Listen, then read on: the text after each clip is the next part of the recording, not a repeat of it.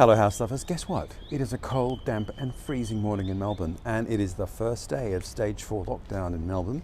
But here's some good news. Look at this little shell that I found on the step this morning. Now, you can often hear parrots squawking, and you see this old plane tree here, which had been pruned in the 80s. There's a little hole up there in high up in the trunk, and I noticed some parrots nesting. Now, I wonder, is this the shell of the first generation of parrots that we're going to see here at Bonaccord House? Charming. But let's go and deal with more pressing issues.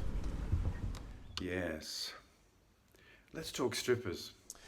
Yesterday, I applied the stripper to this wall. And I realized a few things. I had some life lessons from this. It was quite an Oprah-esque experience. The first thing is that the paint stripper is a quite thick putty. Now, I've always used paint stripper that is very liquid and you paint it on and it's quite easy and quick to apply.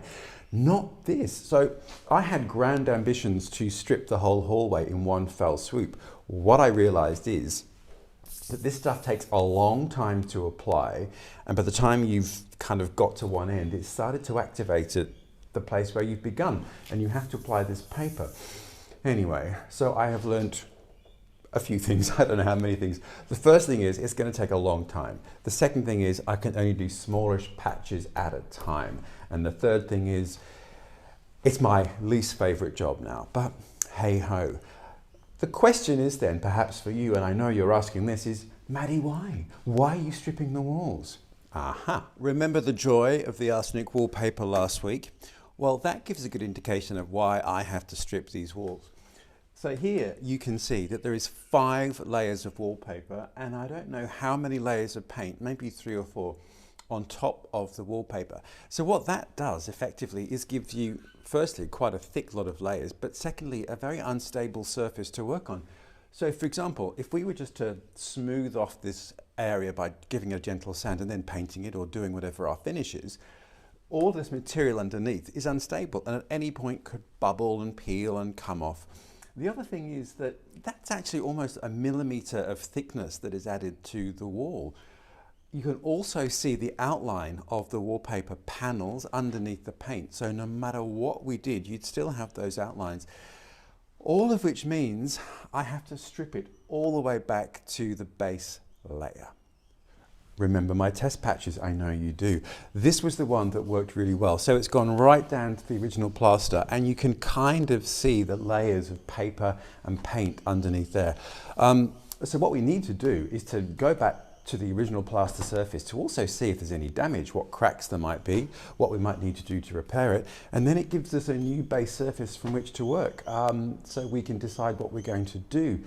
The other thing with all of these layers, on all the paintwork everywhere, is that every time you add a layer, it softens and deadens the silhouette and the sharpness of the timber and the woodwork and the wall, so it just, you know, sort of looks a little bit wobbly and amorphous. So it gives you a bit of a sharper, cleaner edge. I'm all about sharp edges. So that's what I have to do. Now, I really wish there was some magic way that all of this would go and it would take me, 2 seconds, but it's unfortunately going to take quite a bit of time. So lucky we're in stage 4 lockdown. There's nothing else I can do but busily apply thick paste and wallpaper to peel off the wallpaper. And applying it's kind of like spreading weird icing or cream cheese on the wall. It's an odd experience.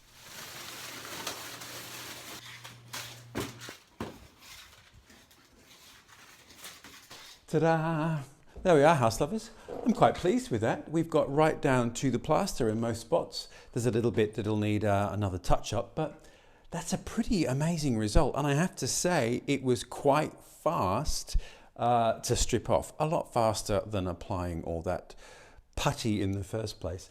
I have discovered that this product you can use on stone, so I think I'm going to test a spot on the slate mantelpiece and see how that goes. Now, let's talk safety. First of all, this product is called Smart Strip. I'm sure wherever you are, there are all sorts of versions of that, and it's actually non-toxic, so it gives off no toxic fumes, and is very safe, which is extraordinary because back in the day when I was using paint stripper on furniture in my youth, it was really toxic, and if you got a bit on you it would sting, and it was, well, yeah, very unpleasant. So all this new generation of strippers is environmentally friendly and very healthy, so that's a plus. However, what you're stripping off is not. Now, in a house of this age, 150 years old, as we know, a lot of the paint will be lead based, and as we saw last week, some of those early Victorian wallpapers, if they're bright colours, could have arsenic in them. So make sure you've got a good mask, not just a dust mask, and good ventilation. So I have both doors open and a strong through breeze.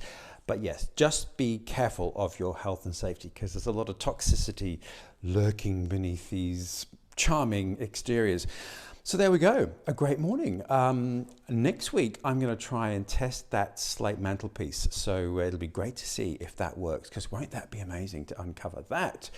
Stage 4 in Melbourne, which means serious restrictions, but I am just driving from our house, our rental house, to this house, not seeing anyone. There's no one here, getting out of the car, getting in. So I think that's okay. We'll see how that plays out though.